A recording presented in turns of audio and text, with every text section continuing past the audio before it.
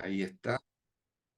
Bien, entonces retomamos el estudio donde nos quedamos. La clase pasada, pues habíamos visto que si hemos nacido de nuevo, somos o no somos salvos para siempre.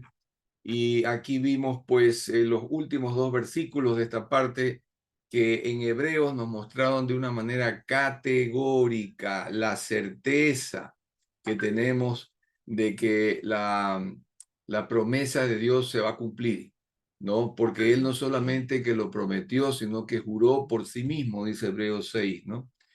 Y que es imposible que Dios falle o mienta, de manera que podemos estar absolutamente tranquilos y seguros de que obtendremos esa promesa, porque ella es un ancla firme y es confiable. También habíamos empezado a ver si existe alguna posibilidad de dejar de ser salvos, ¿verdad? Y habíamos visto que este versículo de Hebreos 10:39, donde menciona que no somos de los que retroceden para perdición, nos da a entender que sí hay, pues, quienes retroceden para perdición, y dimos unos ejemplos de personajes, ¿no? Que se apartan voluntariamente, pero lo hacen también de manera definitiva, no vuelven a la fe más y fundan sectas o iglesias o religiones de confusión y se llevan almas, ¿no? Y se pierden. Ellos entonces apostatan de la fe. Esto es lo que se llama apostatar. Y vimos también que hay cuatro puntualizaciones importantísimas que hacer respecto a la salvación, y vimos que la primera es que ella no es cosa frágil, no, ni que se va a disolver o a desaparecer por la fragilidad que nosotros tenemos en nuestra humanidad caída. La segunda es que la salvación no depende de las obras que nosotros hagamos, ¿no? Porque es un regalo de Dios. Más bien las obras vienen como consecuencia de haber sido salvos y obramos para bien. La tercera es que esta salvación no es un espasmo o un hipo que va y viene del creyente. Y por último, que como habíamos visto, la salvación contiene en sí misma una promesa de vida eterna y un juramento de parte de Dios. Muy bien, entonces,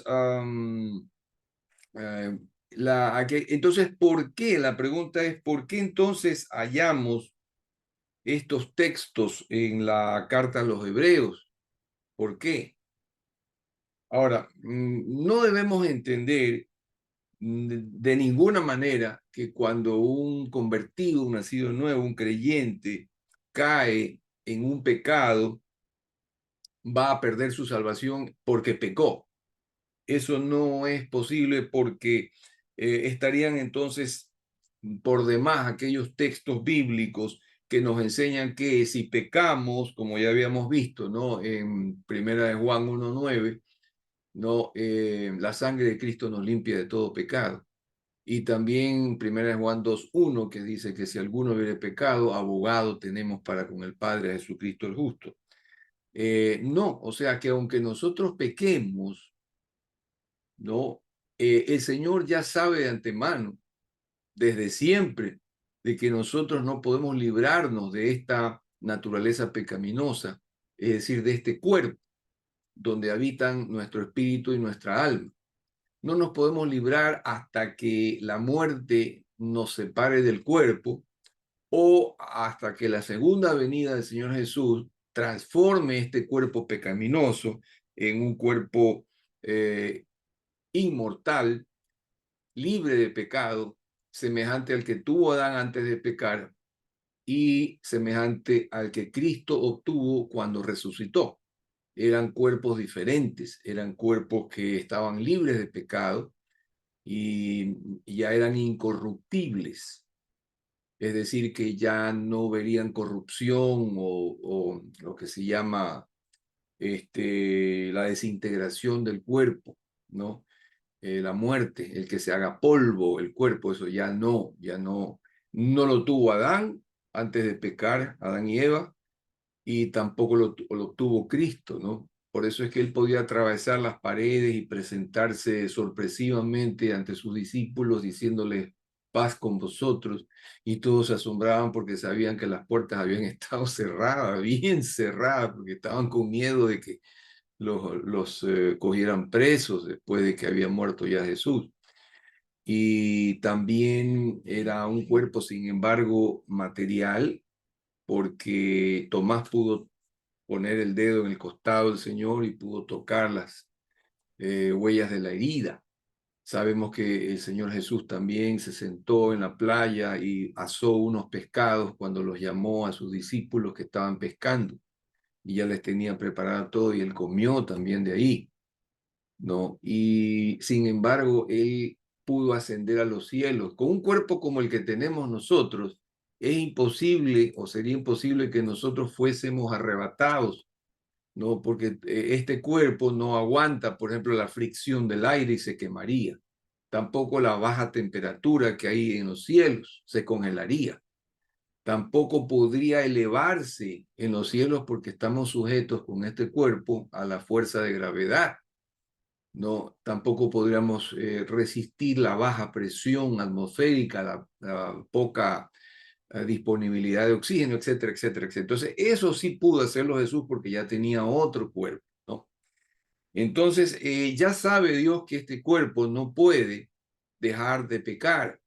Por eso es que la sangre de Cristo no solo sirvió para perdonar nuestros pecados en el momento de venir a Él y de hacer nuestra decisión, sino para que permanentemente seamos lavados por su sangre. Por eso es que dice 1 Juan 1:9, ¿verdad? Y su sangre nos limpia de todo pecado, presente continuo, ¿no? Como ya lo dije. Entonces, esa sangre de Cristo siempre está lista, dispuesta para lavar nuestros pecados, para pagar por ellos ante el Padre, y Jesucristo se lo recuerda. Le dice: Padre, ese pecado que acaba de cometer Roberto, o María Antonieta, o Lorena, o Claudia, ese pecado fue pagado por mí en la cruz. Entonces, ahí es que nosotros entendemos que lo mejor que pudimos haber hecho en nuestra vida es aceptarlo a Jesús como nuestro Salvador, porque Él nos salva, no solo de la condenación, sino que también su sangre nos salva, nos limpia de todo pecado, ¿no? Porque dice 1 Juan 1:9, ¿no? Y la sangre de Jesucristo nos limpia de todo pecado. Entonces, el cometer un pecado es solamente para inmediatamente presentarlo delante del Señor y decirle: perdóname, Señor Jesús, límpiame, y recuérdale al Padre que tú pagaste con tu sangre por ese pecado también. ¿Ok? Y entonces volvemos a estar limpios porque estábamos limpios desde que Jesús nos limpió, y cada vez que haya un pecado por ahí que aparezca, Él nos limpia. Entonces volvemos a estar papelito, como decimos allá en Guayaquil, ¿no? Completamente limpio. Esa es la única forma, eso es lo que debemos entender, esa es la única forma en que un ser humano pudiera estar santo, puro y limpio delante de Dios, por la sangre de Cristo. No es por nuestras obras ni por nuestra dignidad, porque acordémonos que no tenemos ninguna y que no hay obra nuestra que podamos hacer, ¿no? Que compre nuestra salvación o que pague por nuestro pecado. Ninguna, ninguna, absolutamente ninguna.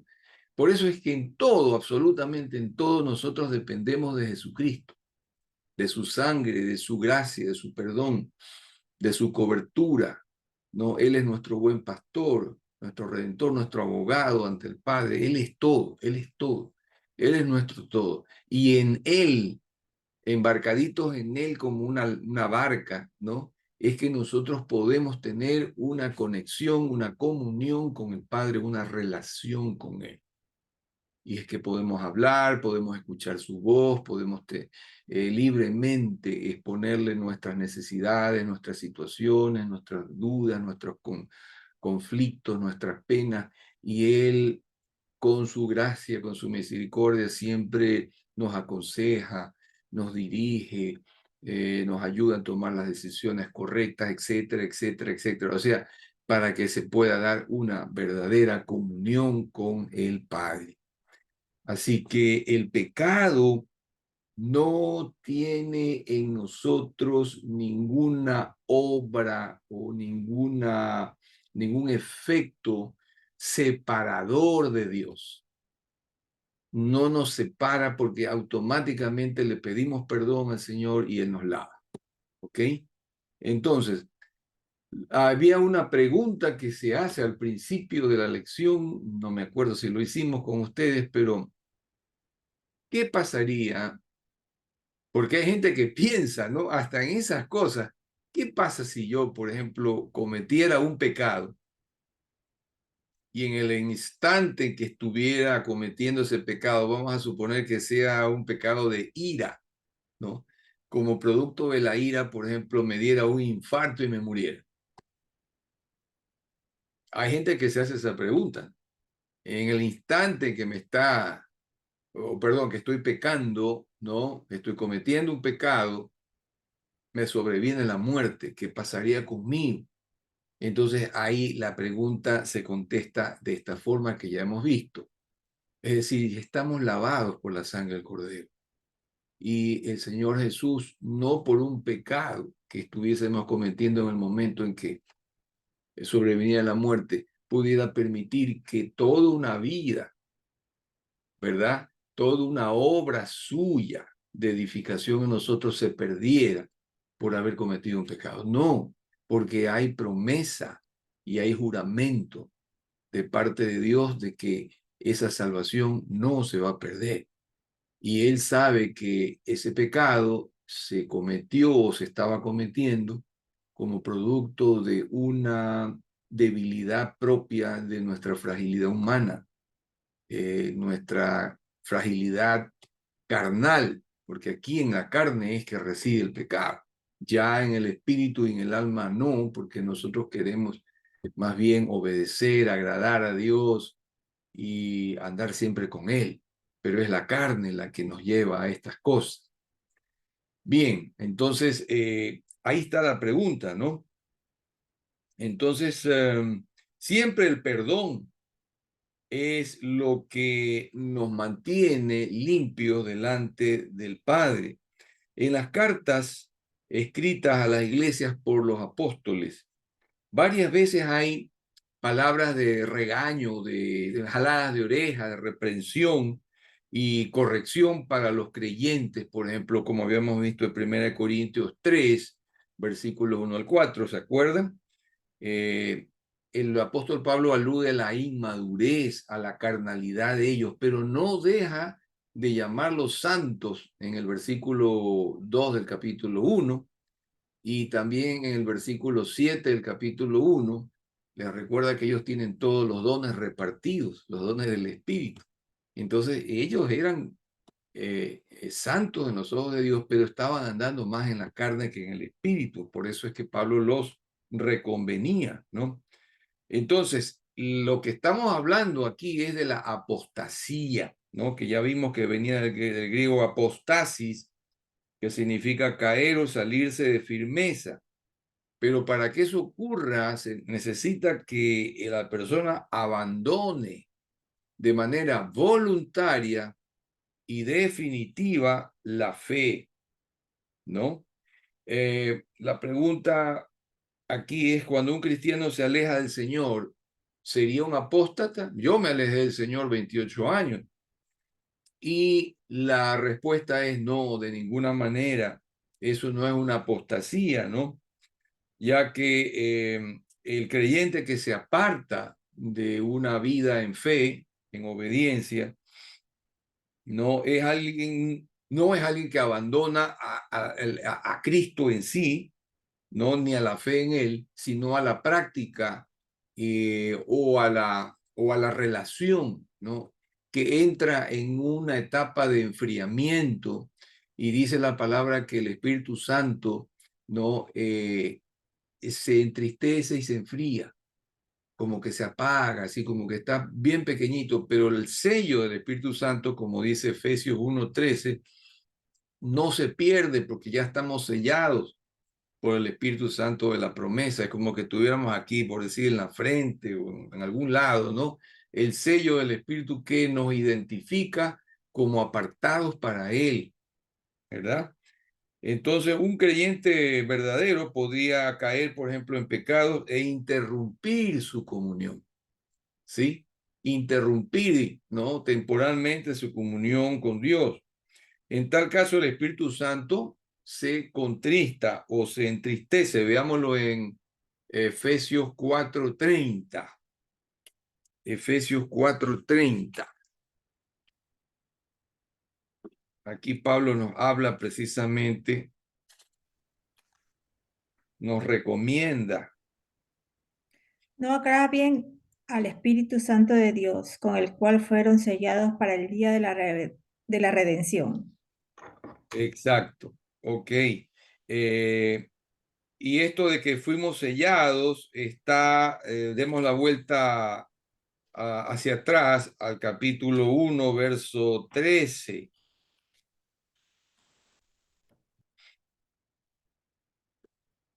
1:13. A ver si Claudia lo tiene, lo puede leer. Sí. En él 1:13. En él también ustedes, cuando oyeron el mensaje de la verdad, el evangelio que les trajo la salvación y lo creyeron, fueron marcados con el sello que el Espíritu Santo, que es el Espíritu Santo prometido. Amén. Exacto. Él nos selló en el momento en que creímos, ¿no? La palabra de verdad, el evangelio de nuestra salvación, ¿no? El momento que ya creímos, ya fuimos sellados.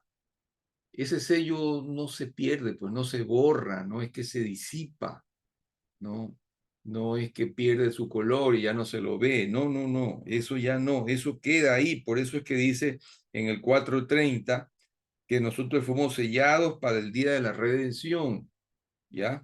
Pero podemos entristecer o contristar o apagar el Espíritu Santo que está en nosotros. Entonces ahí puede quedar como dormido, ¿no?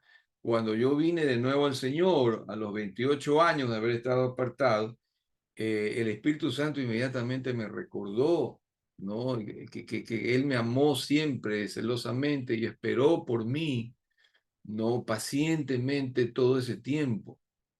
Entonces yo le hice una pregunta en ese momento, le digo, ¿por qué? ¿Por qué si yo, en otras palabras, yo no he merecido nada para eso? Y entonces ahí yo sentí una voz interna que me dijo, porque yo te amo. Y en ese instante yo comencé a sentir como que sobre mí caía una cantidad de amor que mi pequeño vasito no podía contener y se rebosaba, se rebosaba, se rebosaba y yo me ahogaba en ese amor. Entonces yo automáticamente rompí en un llanto incontenible y mientras manejaba tuve que bajar la velocidad un mínimo porque no podía casi manejar. Era un llanto incontenible. Yo iba solito en mi carro, ¿no? Era como a las 8 de la mañana, iba hacia la oficina y no podía. No, me acuerdo que era por el estadio de Barcelona, por ese sector. Yo me venía desde Colina de los Ceibos que vivía y me iba hacia el centro donde estaba mi oficina. Y era una cosa, pero que no podía y seguía llorando y llorando porque sentí un amor como nunca lo sentí antes y creo que no lo he vuelto a sentir así en esa medida. No, pero ya sé que soy amado a pesar de, ¿no? Si era amado cuando estuve 28 años apartado, ¿cómo no voy a ser amado ahora que estoy en Él, caminando en Él, ¿no? Con mayor razón. Entonces ahí entendí, ¿no? Que nada ni nadie nos puede separar del amor de Cristo, ¿no? Del amor de Dios que es en Cristo Jesús, como dice Romanos 8, ¿no? Entonces, por eso fuimos sellados y podemos entristecer. Eso es lo máximo que puede pasar, ¿no? Y puede apagar el fuego del Espíritu. Veamos también la cita de primera a los tesalonicenses. Está Efesios, Filipenses, Colosenses, y ahí está primera, segunda, pero primera a los tesalonicenses, capítulo 5, verso 19.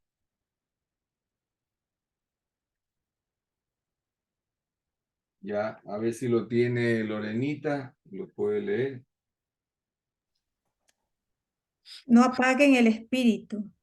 Eso es todo, es chiquitito el versículo. No apaguen el espíritu. ¿Y por qué lo dice? Muy sencillo, porque podemos apagarlo, pues.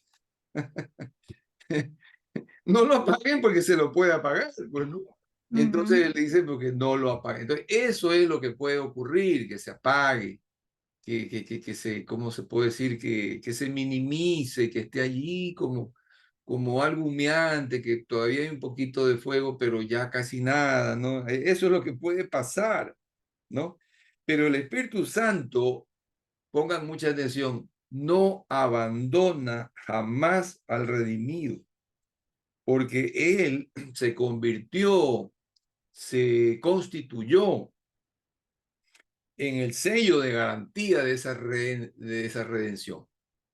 Él es el que está garantizando con su sello de que nosotros vamos a alcanzar esa redención. Y si un creyente puede haber estado buena parte de su vida hasta el momento de que esté muriendo, ¿no? Por ejemplo, es un ejemplo, nada más un caso hipotético, ¿no? Alejado del Señor, puede ser que ya en los últimos momentos el Señor le recuerde, porque es necesario, ¿no? Que Él se arrepienta o que vuelva a, eh, ¿cómo se puede decir? Que reavive eso que ha estado ahí dormido, ¿no? Pero no abandona. El Espíritu Santo no abandona nunca lo que Él ya poseyó, lo que ya es suyo. ¿Ok? Bueno, muy bien. Entonces, complementemos con un último versículo sobre esta pregunta. Romanos 8:9. Romanos 8:9.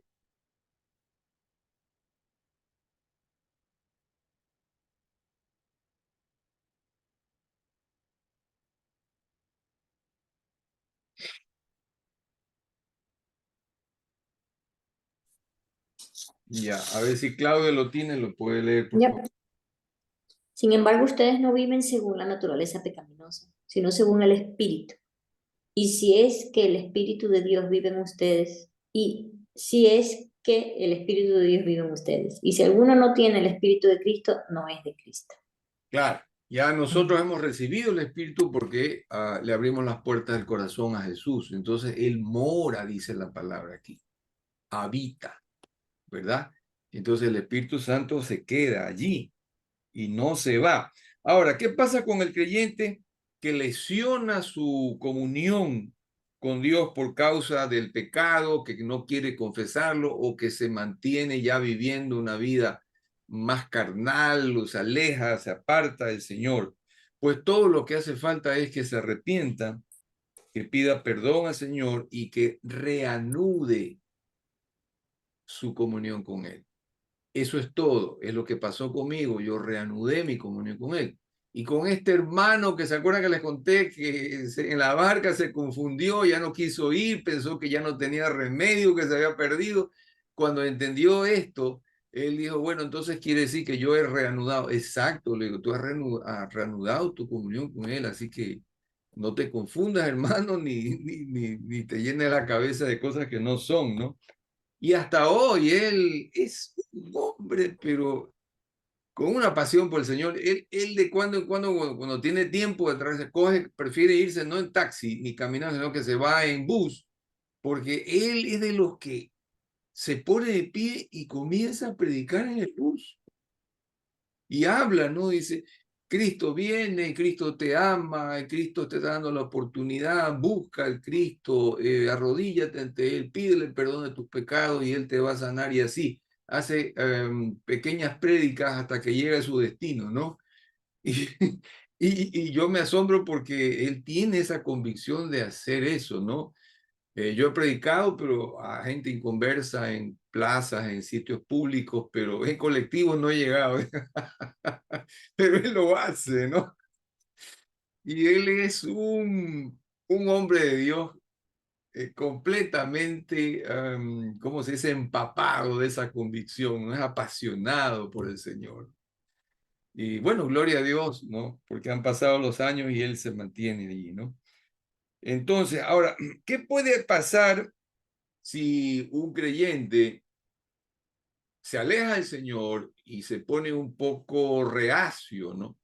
Lo que puede pasar, ¿no? Es que coseche sufrimiento, tal vez hasta ciertos juicios o castigos de Dios, como creyente que es, ¿no? Pero como se ha apartado, ¿verdad? Puede esa vida pecaminosa pasarle factura, pues. Me explico, puede pasar factura a la persona y puede atravesar una serie de situaciones y como no tiene o ha dejado ha interrumpido su comunión con Dios, entonces no tiene cómo buscar a Dios ni depender de Él para que con su paz lo ayude, ¿no? A superar las aflicciones y también con su poder y reclamación de las promesas, vencer toda situación complicada o difícil y salir victorioso o airoso, ¿no? Es lo que puede pasar, pero de ninguna manera pierde su salvación por cuanto es una promesa, estamos sellados con el Espíritu Santo de la promesa, hay también juramento y es completamente segura, ¿no? Ahora, nadie quisiera, yo no sé si ustedes, yo no quiero, a mí no me llama la atención el vivir una vida, ¿no? Alejado del Señor, ¿no? Y dejar interrumpida la comunión y exponerme a ser blanco de los ataques de Satanás, ¿verdad? A exponerme a que él haga conmigo me trapee conmigo el piso y todas esas cosas. Yo no voy a permitir eso, ¿no? Entonces, aquí surge también una preguntita, ¿no? Normalmente puede venirnos a la mente esta pregunta. ¿Qué pasa o qué problema puede haber con un creyente que continúe pecando? ¿No habría problema que viva una vida de pecado? No, por supuesto que sí hay problema. Claro que hay problema. No, Pablo dirigiéndose a los creyentes en Roma, les escribe en Romanos capítulo 5 lo siguiente. Vamos a ver Romanos 5. El verso 20 en primera instancia.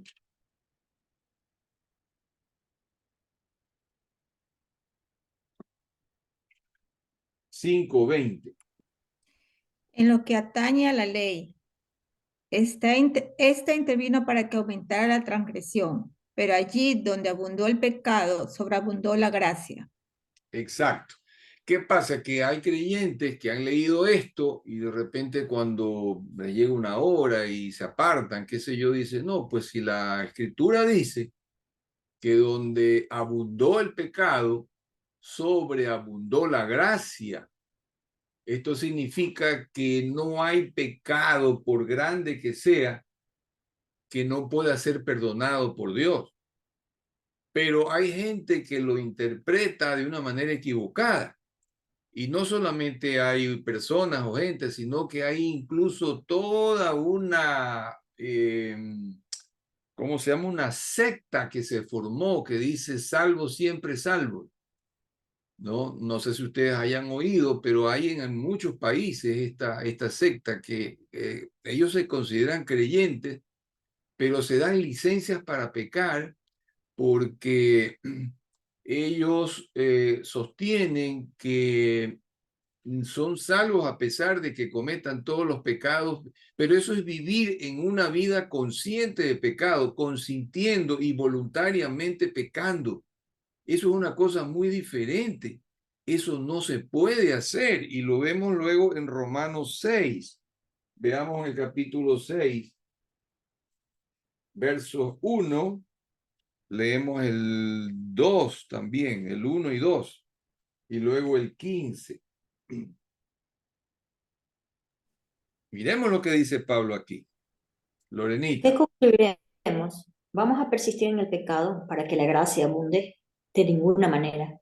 Nosotros que hemos muerto al pecado, ¿cómo podemos seguir viviendo en él? Y luego el 15 también, verso 15. Entonces, ¿qué? ¿Vamos a pecar porque no estamos bajo la ley, sino bajo la gracia? De ninguna manera. Miren, aquí es terminante, Pablo. ¿Se dan cuenta? Gracias, Claudia. Eh, no se puede, dice de ninguna manera. No way. No, no hay manera. De ninguna manera, Cholito. Tú no puedes vivir voluntariamente en el pecado. Porque la gracia del Señor perdonadora sobre los creyentes es tomando en cuenta que podemos fallar en contra de nuestra voluntad porque nos deslizamos pues por causa de una naturaleza caída de Adán. Pero una cosa es que tú falles por el pecado involuntario que puedas cometer en un momento de impulso, ¿verdad? En un momento en que se te sale, como decía el chavo, se me chispoteó, ¿verdad? Otra cosa es que tú decidas y voluntariamente empieces a vivir en pecado, pensando en que como Dios es lleno de gracia, Él va a estar todo el tiempo consintiendo tu vida pecaminosa. Dios es un Dios que ama, pero no es un padre consentidor. Él no nos engríe. ¿Qué hacen los padres o los abuelos, verdad? Cuando engreímos a nuestros hijos o nuestros nietos. Le consentimos y le pasamos por alto a cada rato toda su mala crianza, ¿no? Y entonces ahí es cuando nuestros hijos dicen, papá, por favor, no me la malcríe, no me la engría a Ánica. Y es cierto, entonces no es consentidor. Dios es un Dios amoroso, pero también es justo. Entonces, Él cuando estamos en pecado, el Espíritu Santo nos hace ver que debemos correr a la cruz y presentar el pecado ahí en la cruz para que obre la sangre de Cristo de inmediato. ¿Me explico? Entonces no podemos en ninguna forma creernos con licencia para pecar, así como James Bond que tenía licencia para matar, el 007. No, no podemos nosotros permitirnos semejante cosa porque Dios no nos enseña en la palabra que tengamos licencia para pecar, ¿no? Dios siempre estuvo y estará en contra del pecado. Entonces, si el creyente peca y no corrige oportunamente su camino, debe esperar pues una reacción de parte de Dios, ¿no? Que te va a jalar la oreja, pues, ¿no? Me va a jalar la oreja a mí, pues, si estoy cometiendo pecados, ¿no? Porque Él no hace contemplaciones ante el pecado. Ahora, veamos entonces las advertencias que la Escritura nos hace precisamente al respecto de esto. Esto es doctrina bíblica pura, ¿no? No es que se nos ocurre o que a los pastores que enseñan esto se les ocurrió, sino que la palabra lo dice, ¿no? Miren, miremos, hermano. Hay pecados por los cuales Dios puede traer castigo a todo su pueblo, digamos, a una congregación incluso que estuviese pecando o viviendo en una serie de cosas equivocadas, ¿no? Por ejemplo, los creyentes en Corinto a veces se embriagaban y venían ya tomados, borrachos, a la cena del Señor, donde pues iban a recibir pan y iban a recibir más vino. Y no es que tomaban un poquito, sino que querían que le dieran más vino para seguir empinando el codo, ¿no? Y no se daban cuenta de que no guardaban reverencia en la Santa Cena, porque la Santa Cena es un recordatorio de lo que Jesucristo hizo en la cruz del Calvario por nosotros. Y nosotros estamos cenando con Él, recordando que el pan es el cuerpo que se inmoló en la cruz, el cuerpo de Cristo, y el vino significa, simboliza la sangre que se derramó por nuestros pecados. Entonces eso no es cosa baladí, no es cosa cualquiera. Y estos corintios no lo tenían claro y algunos hacían ese tipo de cosas. Probablemente otros los miraban, pero no decían nada, ¿no? Pero habían algunos que hacían esto, ¿no? Y lo vamos a leer en Primera los Corintios, capítulo 11, porque eso tenemos que verlo. Primera los Corintios, capítulo 11, ¿no? Versos 29 al 32.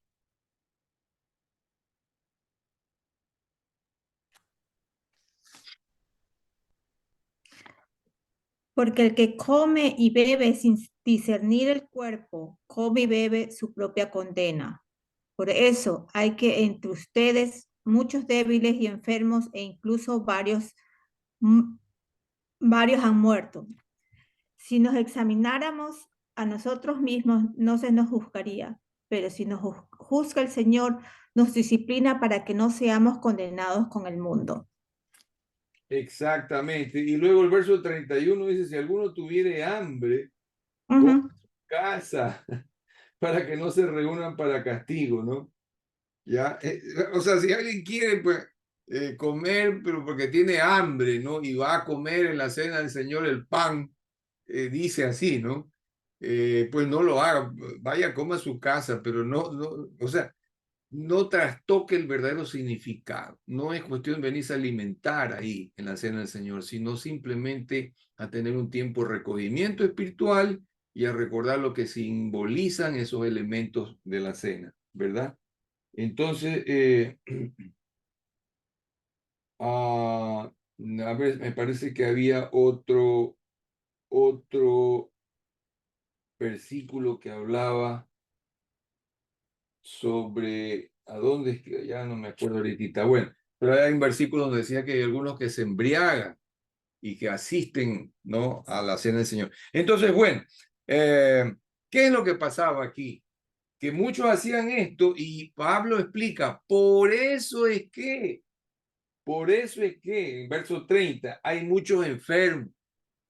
No es que hay enfermos, hay muchos enfermos y debilitados entre ustedes. O sea, gente que ya tiene a lo mejor arrastrando algún tiempo, ¿no? Enfermedades que no curan, ¿no? O se han debilitado espiritualmente. Incluso algunos han muerto. Y aquí habla de juicio y de castigo. Es decir, como consecuencia de los pecados que no son corregidos a tiempo, que no son presentados delante del Señor para poder nosotros limpiarnos de ellos y vivir vidas santas, pueden acarrear sobre nosotros juicio, castigo de parte del Señor. No se puede. Y miren, a una congregación entera, ¿verdad? Ahora, también entrar en la mundanalidad equivale a reenemistarse con Dios, o sea, volverse a alejar o ponerse como de enemigos de Dios. Y entonces entre enemigos no puede haber una relación, ¿no es cierto? Santiago, por ejemplo, con el apóstol en la carta a Santiago que podemos buscar ahorita, él es directo, sin titubeo, sin pelos en la lengua, ¿no? Y tilda toda mundanalidad como una especie de adulterio espiritual. Es que es así, pues. Cuando nosotros fallamos al Señor, es como que si lo estuviéramos, disculpen la expresión, poniéndole los cachos. Es un adulterio espiritual. Es duro esto, pero así lo dice Santiago en el capítulo 4, versos 4 y 5. Santiago 4, Oh, versos 5. Ya. oh gente adúltera, ¿no saben que la amistad con el mundo es enemistad con Dios? Si alguien quiere ser amigo del mundo, se vuelve enemigo de Dios. ¿O creen que la Escritura dice en vano que Dios ama celosamente al Espíritu que hizo morar en nosotros? ¿Se dan cuenta? Es decir, aquí él habla de que la enemistad con Dios es como que tú te amistas con el mundo. Es decir, cuando empieza un creyente a vivir mundanamente, comienza a frecuentar amistades mundanas y fiestas y comienza pues a beber, comienza por allí a, digamos, a caer en tentaciones y empieza por ahí también a fallarle a su esposa ¿no? O a su esposo, comienza a mirar, o cae en pornografía, o cosas por el estilo, ¿no? O simplemente comienza a caer en el vicio de contar chismes o de chistes de doble sentido, chistes puercos, sucios. Entonces ya es vivir una vida mundana. Entonces ahí el creyente estaría enemistándose con Dios, alejándose de él, ¿no? Y aquí el apóstol dice que es como ser adúlteros al Señor, ¿no? Y nos recuerda que el Espíritu de Dios nos anhela celosamente, igual que en un matrimonio, ¿no? El esposo anhela a su esposa y la esposa anhela a su esposo para sí y no quiere compartirlo con nadie. Entonces el Señor tampoco quiere compartirnos con el mundo. Él nos sacó del mundo precisamente para que seamos santos, consagrados, dedicados nuestra vida a Él. Entonces, es una puntualización que había que hacerla también. Ahora, una tercera puntualización. Si el creyente descuida su vida espiritual, también se expone a la agresión, al ataque del diablo. Se expone al ataque del diablo, porque ya no hay pues un escudo alrededor de él que lo proteja, ¿no? Y entonces está expuesto. Ahí el diablo que anda buscando a quien devorar. Veamos primera de Pedro 5:8. Después de Santiago viene primera de Pedro capítulo 5, verso 8. Aquí nos habla clarito de eso, ¿no?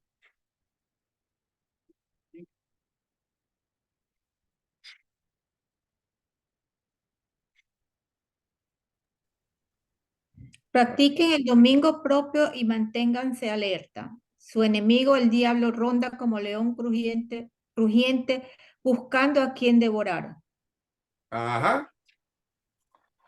Nuestro adversario, nuestro enemigo, el diablo, anda rodeando por ahí, merodeando, dando vueltas. Es decir, que él no nos toca, pero está por allí, dando vueltas a ver a quién encuentra mal parqueado, ¿verdad? El que lo encuentra medio por allí disipado, que se ha salido de la protección del Señor y está expuesto, pues entonces le ataca, dice, como león rugiente. Dice, buscando a quien devorar. Entonces, él quiere devorarse al cristiano. Entonces, no puede tocar su alma, pero sí lo puede zarandear, pues. Le puede provocar un accidente de tránsito, le puede ocasionar una enfermedad mortal, le puede meter en problemas con la ley, le puede hacer montones de cosas. Entonces, ¿para qué exponerse? Veamos también Efesios, capítulo 4. Efesios, capítulo 4. Los versos 26 y 27.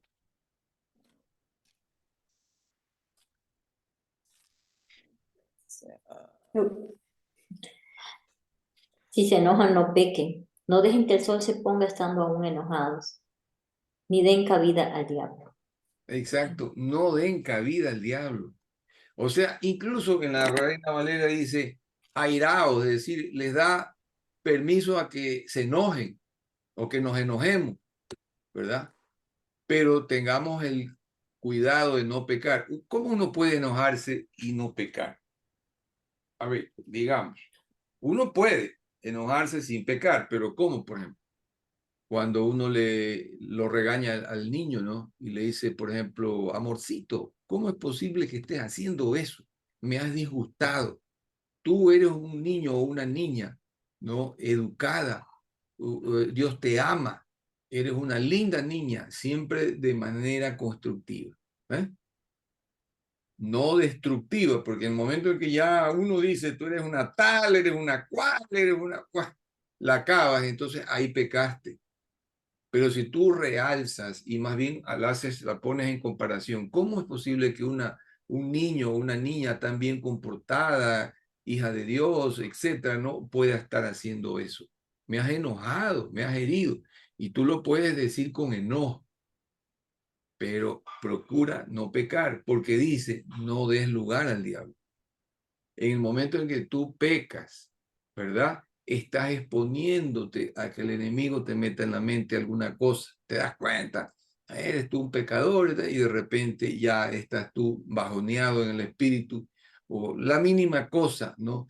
Puede obrar en tu mente y hacer tropezar tu caminar espiritual en el Señor. ¿Ves? Entonces, se puede dar lugar al diablo. Por eso, inmediatamente cuando uno peca, es necesario que uno reconozca y que uno se arrepienta ante el Señor para no estar expuesto ni darle lugar al diablo. ¿Ok?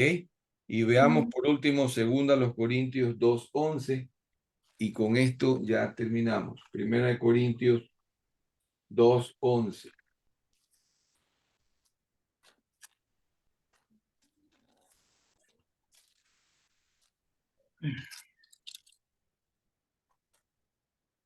Perdón, no es es primera, es segunda. Discúlpeme, segunda, sí. Segunda de Corintios 2:11.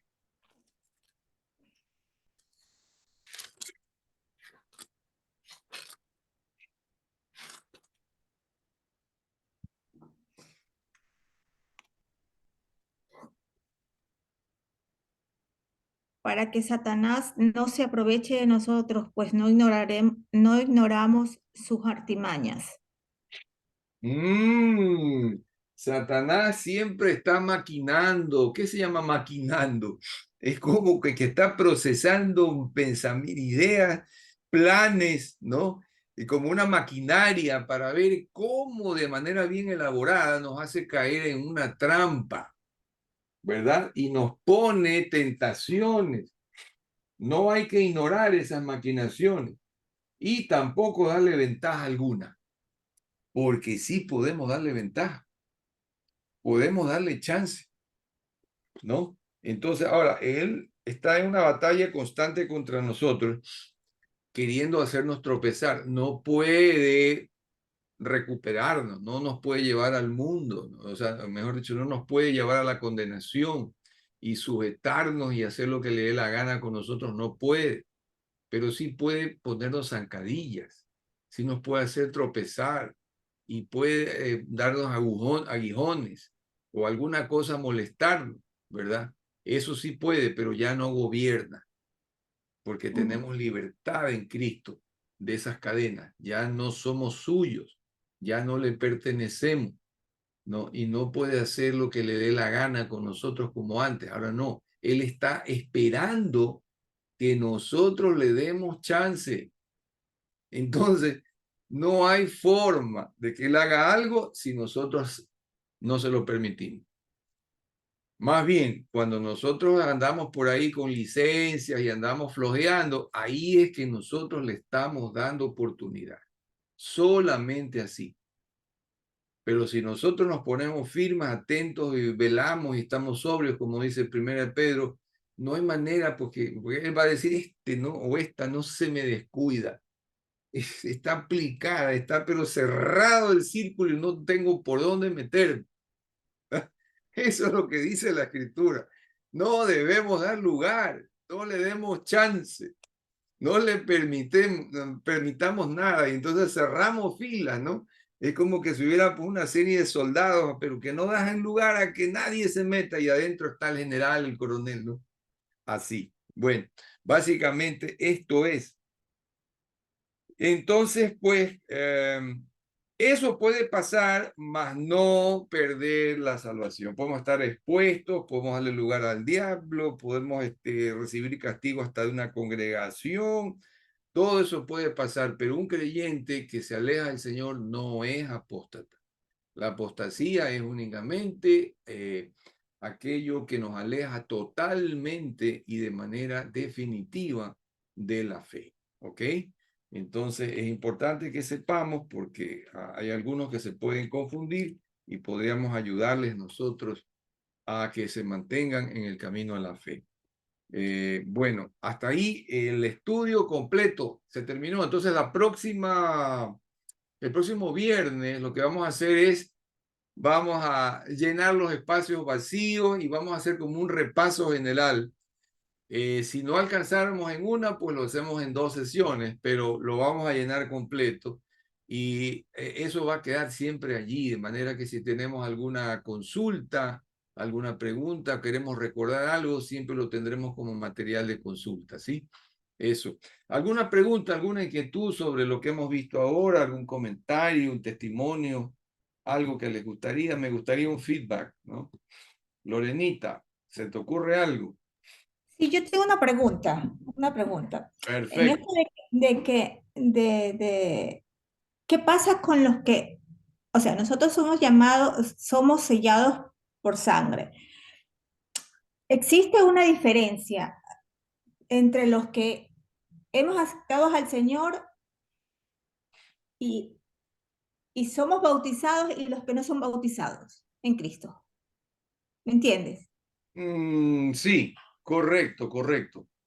Bueno, Porque hay, o sea, eh, nosotros, o sea, yo, Claudia, aceptamos al Señor y somos bautizadas, pero hay muchos que aceptaron al Señor, pero no, todavía no se han bautizado. ¿Cuál es eh, la diferencia? O sea, yo sé que igual recibieron al Señor, fueron aceptadas, pero sí me explico, así como que sí, yo te entiendo perfectamente. De hecho, yo no me bauticé hasta que habían pasado siquiera unos 6, 7 meses después de ese episodio que tuve de volver al Señor. Eh, Porque sencillamente no lo tenía claro. Hay muchos que no lo tienen claro, lo que es el bautismo, la necesidad del bautismo, otros porque piensan que todavía no, alguna cosa. Bueno, miren, la Biblia que nos enseña es que el bautismo en sí no es salvador, no es que nos salva el bautismo, no. El bautismo simplemente es una confirmación de que ya somos salvos y que el Señor nos mandó que bautizáramos para que nosotros viviésemos plenos y completos en Él. Entonces, la salvación se da por fe y por gracia, ¿no? Y empezamos una vida de obediencia, porque la obediencia a la palabra del Señor, a los mandatos y a la obediencia a todo lo que el Señor nos enseña, es la evidencia de que hemos creído. Porque si nosotros dijéramos que hemos creído, pero no obedecemos, entonces no estamos dando señales que hemos creído. Puede ser un entusiasmo, una emoción, cualquier cosa, pero si no estamos obedeciendo, no hay señal, evidencia o prueba de que hayamos creído. ¿Ok? Entonces, la salvación viene por fe, es un regalo de Dios, es una gracia, Efesios 2, 8 y 9. Y el bautismo es un complemento. En otras palabras, un hombre y una mujer, comparándolo con el matrimonio, ¿no? Se comprometen a casarse. Cruzan anillos, aros, intercambian aros y todo, bueno, y la gente sabe que ya ellos se van a casar. Pero pasan el tiempo, pasan el tiempo, pasa el tiempo y no se casan. Entonces mi pregunta es, ¿están comprometidos? Por supuesto, no se ha terminado el compromiso, pero ¿se han casado? No, no se han casado. Es como que falta el complemento. Entonces, el matrimonio, la boda, ¿no? El casamiento es muy parecido, de lo más parecido que hay en la vida secular diaria a lo que significa el bautismo en la fe.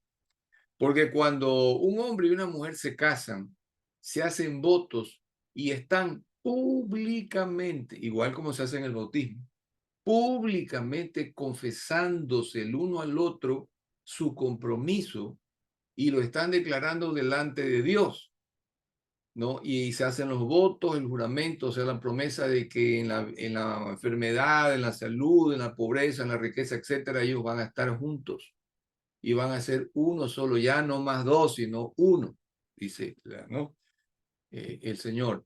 Entonces, tú te identificas con tu pareja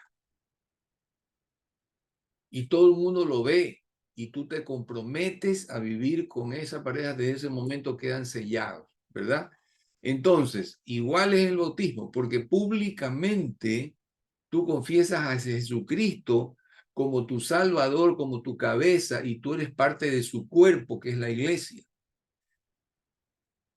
Entonces, en ese momento, cuando se sumerge al agua, en el agua, perdón, la persona lo que hace es públicamente declarar que él murió a su pasado, así como cuando se sepulta bajo la tierra a una persona que falleció, ¿no? Aquí se sumerge. Y ese instante equivale a que tú moriste a tu vieja vida pasada de pecado, a la condenación, a la enemistad con Dios, al mundo, a todo. Y cuando tú sales del agua, eso equivale como a la resurrección de Jesucristo, es decir, simboliza que tú has nacido de nuevo, que ahora tienes una nueva vida, has resucitado para tu Señor, para una vida en santidad y para una eternidad con Dios. Entonces, quien no se bautiza simplemente es como que estuviera cojeando. Está salvo, pero como que le falta algo, ¿no? Y hay gente que hasta muere sin bautizarse, pero el Señor conoce su corazón y como no hay nada en la Biblia que diga que el que no se bautiza pierde su salvación, entonces sabemos que no se perdió y bueno, en su gracia Dios sabrá cómo eso lo compensa. No lo dice en la Escritura en ningún lado, ¿no? Pero que es salvo, ¿no? Por ejemplo, esta pareja de mis queridos amigos, los Riemann, él no se alcanzó a bautizar, pero él confesó públicamente al Señor y él me decía, yo tengo una paz absoluta, una certeza que no, en caso de que me operen, él se operó algunos meses antes de fallecer y salió todo estupendo, todo, pero él decía, si yo no paso la mesa de operación, yo sé quién me espera al otro lado y estoy absolutamente tranquilo, yo estoy entregado al Señor. Me dijo así, me confesó. Y cuando todo salió bien y perfecto, se restableció y luego regresó al Ecuador, tuvo varios meses aquí. Él seguía en estas reuniones de Zoom como estamos nosotros y él se mantuvo firme y cada vez creciendo más, Señor. Entonces le sobrevino esta muerte casi bastante repentina y sabemos que se fue con Dios. Pero la esposa continuó caminando con el Señor y se bautizó hace no mucho. Ya, ella sí se bautizó. Entonces, bueno. El Señor mismo se bautizó, de manera que él dio ejemplo, para que nadie le diga, ¿cómo es que tú nos mandas a bautizar y tú mismo no te bautizaste? No, él se bautizó primerito, ¿ok? Entonces nos dio ejemplo. Así que el bautismo debe hacerse porque es una forma de confirmar públicamente, ¿ok? Y lo que el Señor prefiere es que haya eso, que haya una cosa pública, ¿verdad? Así que... Bueno, por ejemplo, nosotros, María Antonieta y yo nos casamos muy temprano, o sea, éramos muy jovencitos cuando no estábamos en el Señor y por circunstancias que nos alejaron de los padres de ella, nosotros tuvimos que casarnos en lo civil nada más, ¿no? Porque ellos nos hicieron un poco la guerra, nuestra relación y no querían aceptar y nada. Entonces, hay cosas que, tonterías, pero luego enseguida pasó. Todas que nos casamos, ya era mayor de edad, ¿no? Y a los pocos, no sé si un mes, qué sé yo, mi suegro ya por primera vez nos invita a su casa, ¿no? Y como que sí, me dio un abrazo y todo volvió a la santa paz, o sea, todo se normalizó, ¿no? Pero ya eso impidió, o sea, molestó y nunca llegamos a casarnos por la iglesia hasta que cumplimos 30 años de casado.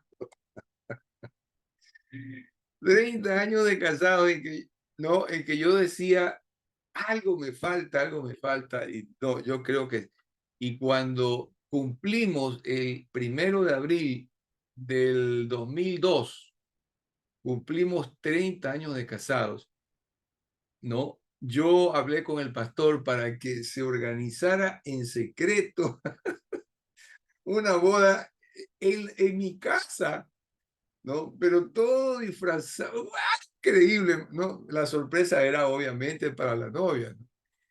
Entonces, cómo organizaron entre ellos todo fue algo increíble. Nosotros ya cuando todo se dio, ahí nos dimos cuenta que esto había sido organizado muy bien por el pastor y una serie de hermanos muy queridos en la congregación, ¿no? Entonces, ellos dijeron como que querían pasar un ratito por ahí para darnos un abrazo, porque era el día de, ¿cómo se llama?, de nuestro aniversario, ¿no?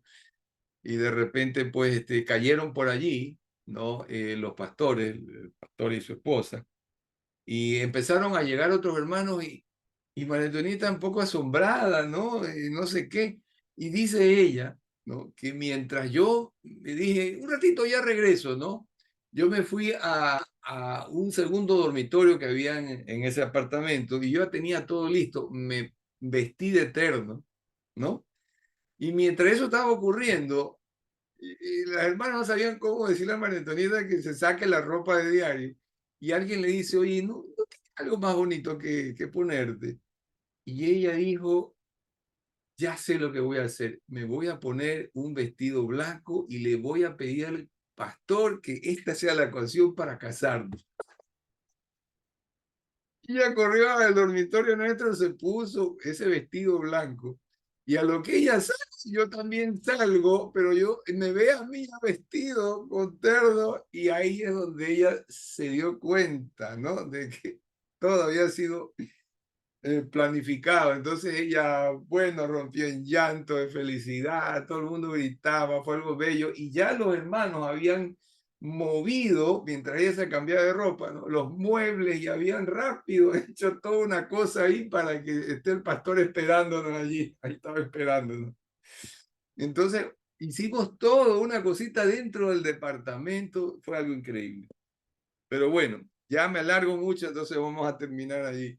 Pero fue algo precioso. Y entonces eso es básicamente. Hicimos votos públicamente, el Señor no, el pastor nos casó y desde ahí pues ya podemos decir que vamos para 16 años de, a ver si pues 30, 46, 16 años de eso.